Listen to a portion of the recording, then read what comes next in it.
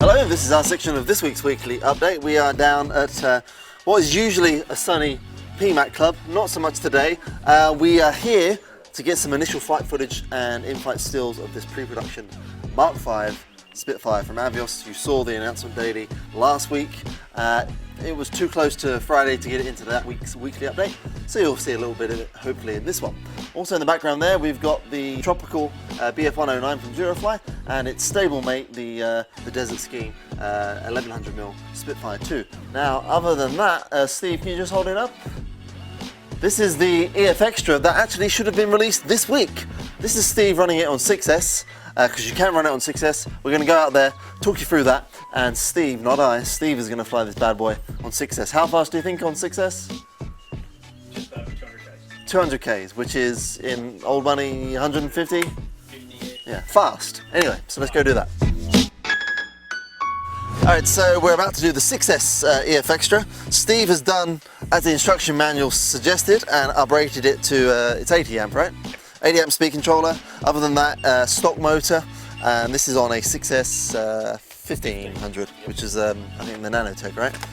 And it's got a teeny weeny prop, which I think is a 5.5 squared. Yep. There we go.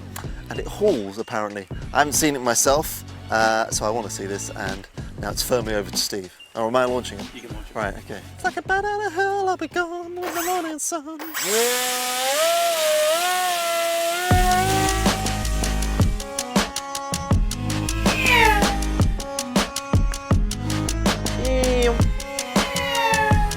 It's pretty quick. It's pretty quick. Whoa!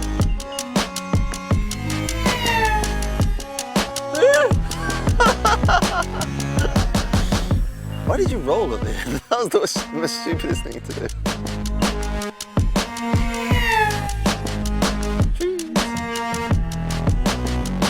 Love it. Ooh. Nailed it.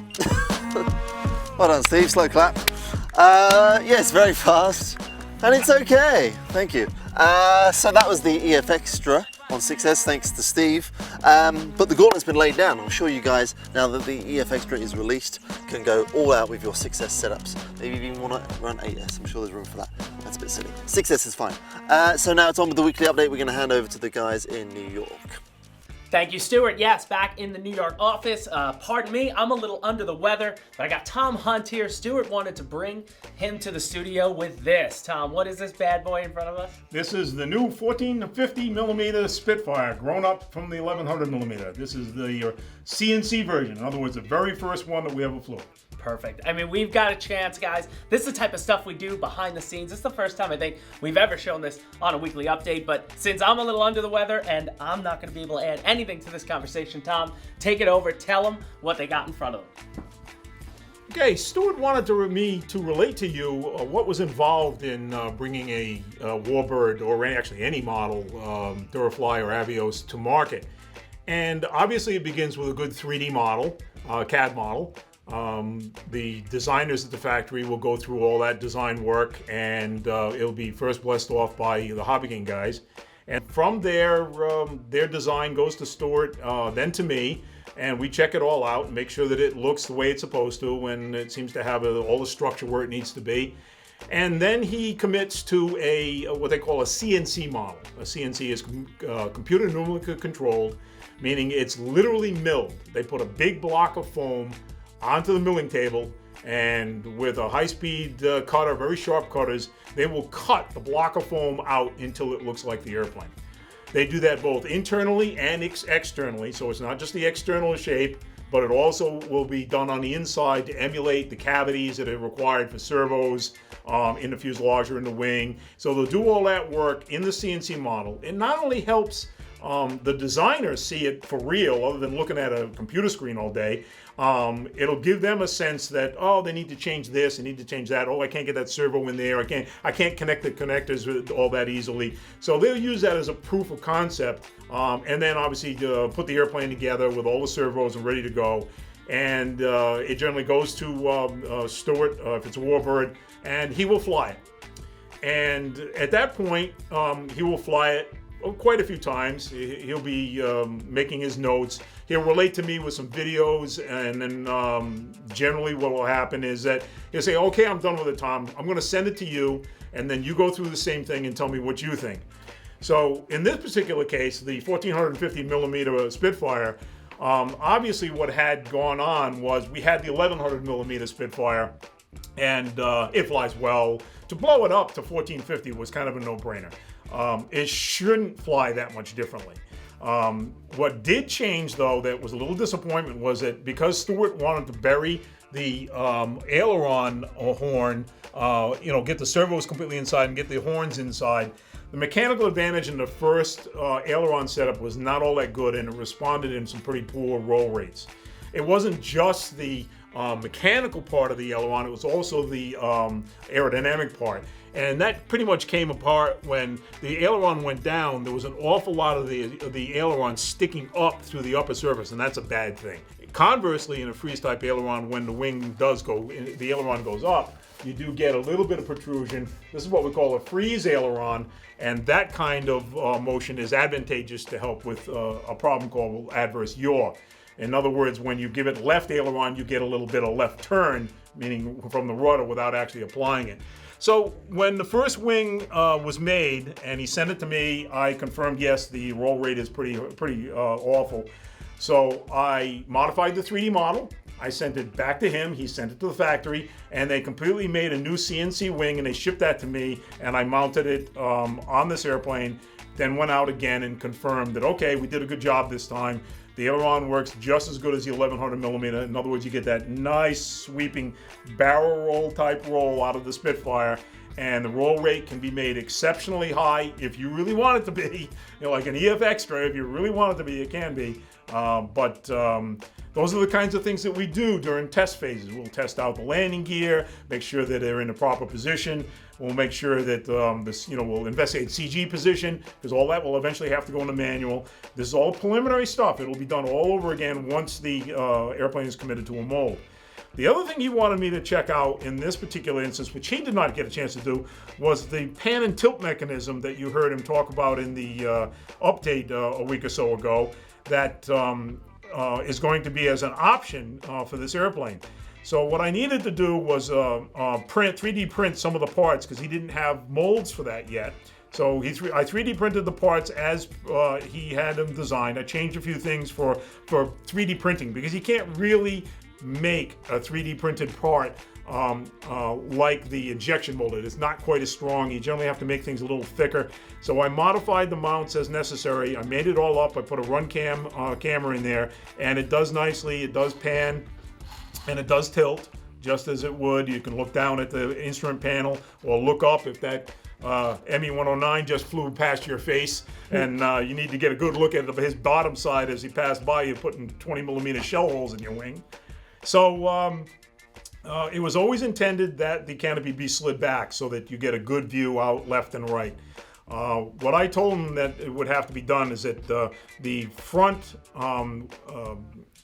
we call the front windshield, or the armor plating, which was rather thick in the full-scale aircraft, as much as 1.5 inches thick.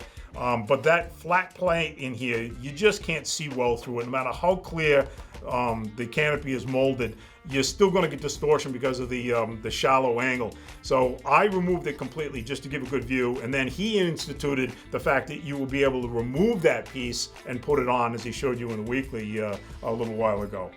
The other thing you'll notice on these CNC airplanes is that you'll see quite a bit of fiberglass reinforcing tape. And that's because the white foam is not anywhere near as strong as the EPO. It can be very fragile. It's basically styrofoam cooler foam. If you ever bought one at a convenience store to go out to a party, you know, to put your beers in or whatever, you always know that those things break very easily. So we had to put some strapping tape on here. There's even quite a bit of it on the bottom. There's a little insight in where we go from a 3D model to a CNC airplane, and then test that thoroughly, get it as good as we think we can get it, relate those changes back to the factory, and then the factory, once committed to a mold, will make that new mold just as the latest blessed off or approved 3D model, and then it will go to print in very big and very expensive aluminum molds, and then a couple will be shot for flight testing all over again. So it'll go out, it'll be made, it'll usually be flown as a molded airframe just to make sure that it flies just as well. If there are any changes left to be done, they have to be done at that time, obviously before we see or you see any production models hit the street. Looking forward to getting a molded version to me so that I can test it out as well. I'm sure that will happen soon. And look for us some more and some weekly updates. Yeah, there you go, Tom. He's throwing it back.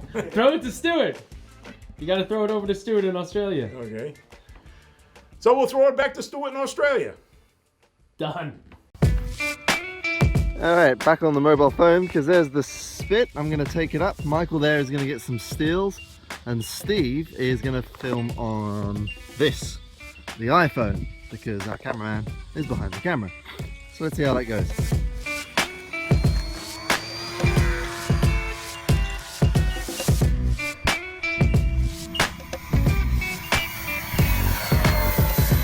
There's about a third throttle.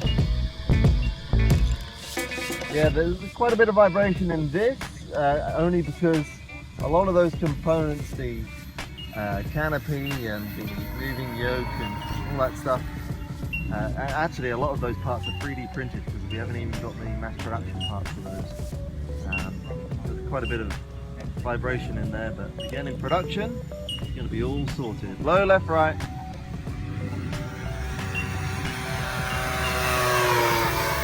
That's like an IC model right now.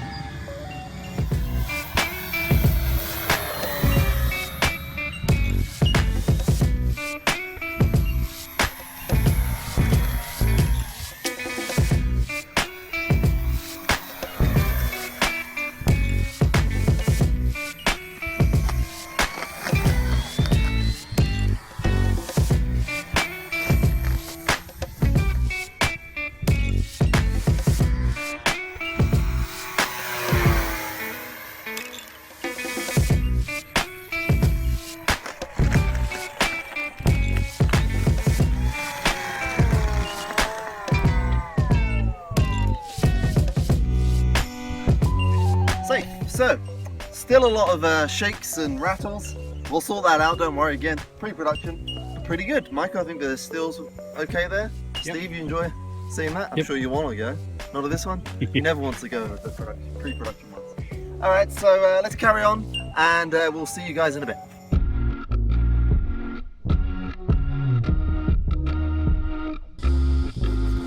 So what we have is two foes, both 1100mm. This is the old Mark V Spitfire from last year, Durafly. This is the new stablemate for it, the BF109. This one's been nicely weathered up by one of our colleagues.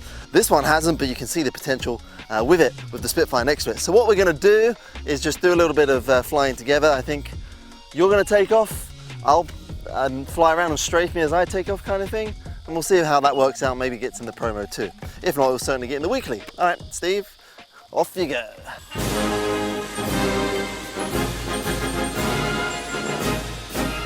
Steve's takeoff, yes, beautiful, as always with the Spitfire. Let's see if I can emulate that. Oh no, there is a Spitfire circling our field. Alarm, alarm!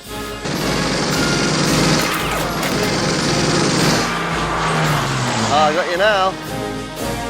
Alright, so I'm here, Steve, you see me? You gonna dive in on me?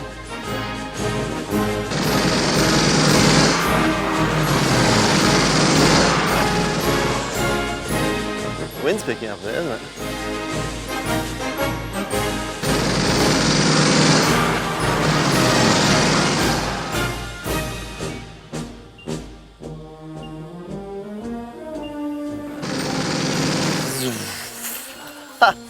I'm the attacker this time, so I'll take off and then I'll come in to attack you. Oh, got you. Okay, so there we go, and just as the sun comes out, brilliant. Finishing out for this weekly update. Hope you've enjoyed it, and we will see you for the next one, well, in a week's time. Bye-bye.